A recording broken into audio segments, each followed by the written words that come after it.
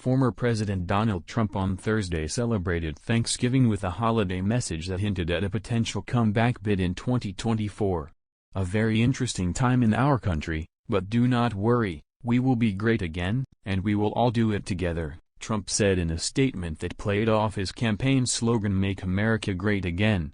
Trump added, "America will never fail, and we will never allow it to go in the wrong direction.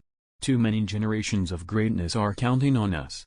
Enjoy your Thanksgiving knowing that a wonderful future lies ahead." A separate Thanksgiving email blast attributed to Trump by the fundraising department of his Save America PAC solicited contributions by citing soaring inflation. "We have a lot to be thankful for, but unfortunately, record-high inflation is not one of those things. Biden took the beautiful, strong economy I built and lit it up in flames. The price of your Thanksgiving meal has gone up 14%. Despicable," that statement said. "It saddens me to think that you are paying the price for Joe Biden's terrible leadership." It's unclear if Trump actually writes or reviews the PAC's voluminous and often emotive fundraising appeals.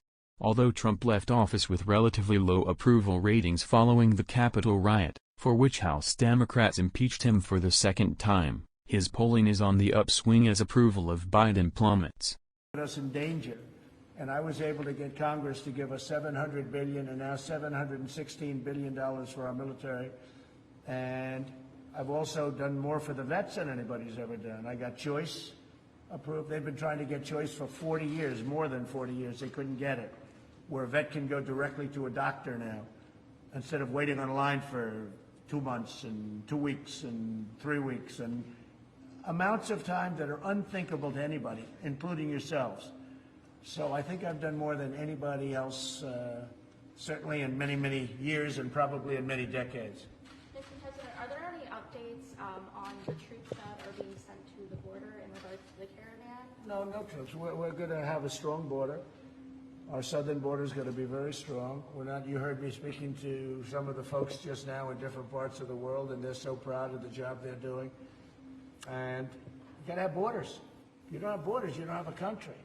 I mean, the Democrats want open borders, and they want these people coming in. Many of those people are criminals, okay, and have been so adjudged. We know who they are. They have records. They have some very substantial criminal records, some very bad criminal records. They're in the caravan. You saw what happened in Tijuana, where a number of the people said, "These are tough people." They start fighting. They're starting fistfights. There are fistfights all over the streets. They're starting fistfights. They said, "These are not like normal, innocent people. These are people, you talk to them and they start a fist fight." I don't want that in this country.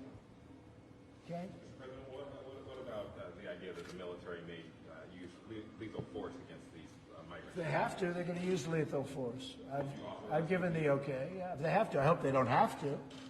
But, you know, you're dealing with a minimum of 500 serious criminals. So I'm not going to let the military be taken advantage of. I have no choice. Do I want that to happen? Absolutely not. But you're dealing with rough people. You ask the people in Tijuana, Mexico. They opened up with wide arms. Just come in, let me help you, let us take care of you. And within 2 days, now they're going crazy to get them out. They want them out. Because things are happening, bad things are happening in Tijuana. And again, it's not in this country because we've closed it up. 2 days ago, we closed the border. We actually just closed it. We're saying nobody's coming in because it was out of control.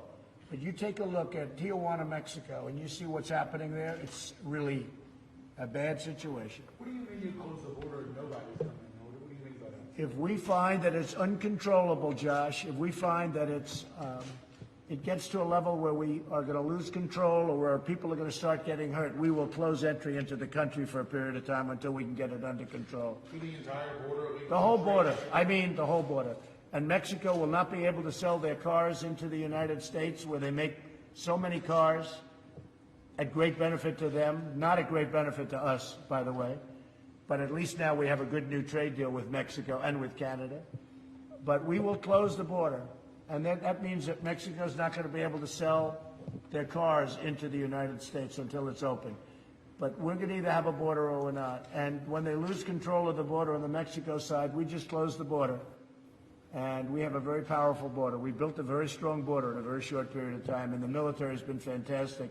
The job they've done. And by the way, Border Patrol and ICE, all of the law enforcement we have involved, and we have local law enforcement too, they have done an incredible job. And they've wanted this for years. You know, I'm the first president that's done it to this extent, but they've wanted this for years.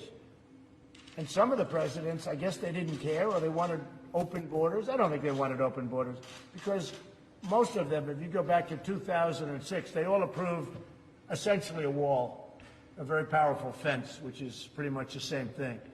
But in 2006, if you look, Obama, you look at Hillary Clinton, you look at Schumer, all of the people that are standing up protesting, they think it's good for them politically. See, I think it's very bad for them politically. I think the fact that they're weak on the border is very, very bad for them politically. But, you know, I've only been a